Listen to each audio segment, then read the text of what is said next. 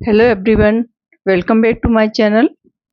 आज मैं आप लोगों के साथ मटरी की रेसिपी शेयर करने वाली हूँ, जिसे हमने हेल्दी बनाने के लिए आटे का यूज़ किया है। इस तरह की मटरी आप खाकर बता नहीं सकते हैं कि ये आटे से बनी हुई है। रेसिपी शुरू करते हैं। एक बाउल में 1 कप आटा लेंगे, ये गेहूं का आटा है, और 1 कप मैदा लेंगे। 1 टीस्पून भरकर यहाँ पर मैंने अजवाइन ली है। अजवाइन को हाथ से क्रश कर लेंगे और इसे हम आटे में ही डाल देंगे। 1 टीस्पून भरकर नमक लिया है, नमक को भी हम आटे में मिक्स कर देंगे। यहाँ पर मैंने 1 टेबल स्पून भरकर घी लिया है। मटरी में खस्तापन लाने के लिए यहाँ पर हमने घी का यूज़ किया है। आप घी की जगह तेल का भी यूज़ कर सकते हैं। मोयन में घी डालने से मटरी ज़्यादा खस्ता बनती हैं। घी को अच्छी तरह से हम आटे में मिक्स कर देंगे। मोयन इतना होना चाहिए कि हम आटे को मुट्ठी में लें तो ये आटा मुट्ठी के शेप में बन जाए। यहाँ पर मोयन अच्छी तरह से लग गया है। अब इस आटे में थोड़ा थोड़ा पानी डालकर इसका हमें डो तैयार करना है। मटरी बनाने के लिए हमें हार्ड डो तैयार करना है। यहाँ पर डो तैयार हो गया है। अब इसमें हम ऊपर थोड़ा सा घी लगाकर इसे थोड़ी देर के लिए रेस्ट पर रखेंगे। यहाँ पर हम एक साटा तैयार कर लेते हैं। साटा तैयार करने के लिए यहाँ पर मैंने 3 टीस्पून भरकर घी लिया है। यहाँ पर मैंने पिघला हुआ घी लिया है। इसमें 2 चम्मच भरकर मैदा डालेंगे। दोनों चीज़ों को अच्छी तरह से हम मिक्स कर लेंगे। मटरी में लगाने के लिए यहाँ पर साटा तैयार हो गया है। अब हम आटे को देख लेते हैं। यहाँ पर आटा भी अच्छी तरह से फूल गया है। इसे हम अच्छी तरह से मसल लेंगे।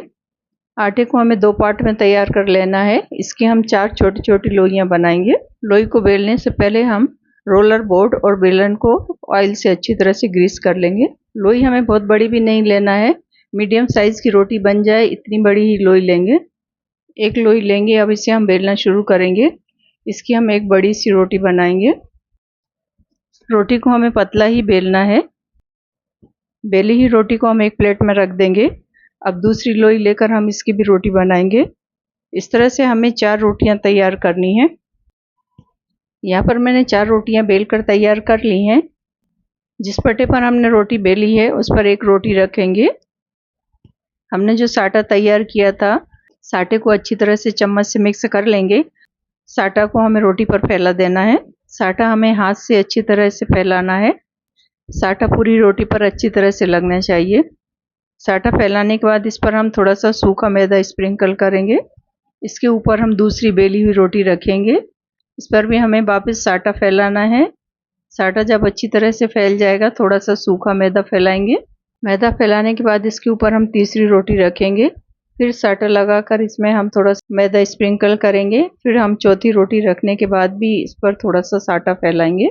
जब 4 रोटियां अच्छी तरह से रख जाएंगी तब हम इसे बेलना शुरू करेंगे। रोटी को हम इस तरह से बेलेंगे जिससे कि इसका थोड़ा सा चौकोर शेप आए।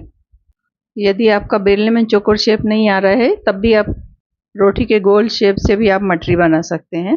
जिस रोटी को हमें बेलना है वह ना ही बहुत पतली ना ही बहुत मोटी होनी चाहिए, क्योंकि जब हम इसके लेयर बनाएंगे तब ये थोड़ी सी मोटी हो ही जाएगी।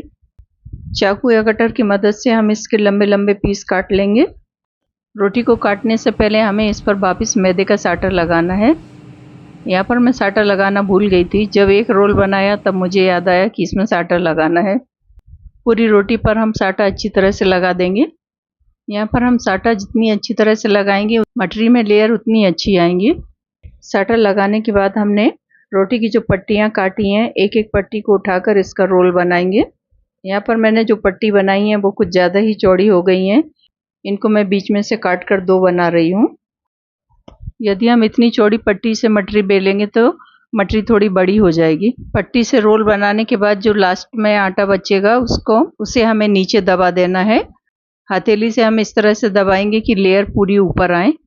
इसी तरह सारी पट्टियों से हमें छोटे छोटे लोई तैयार कर लेना है। जब सारी लोई तैयार हो जाएंगी तब हम एक लोई लेंगे।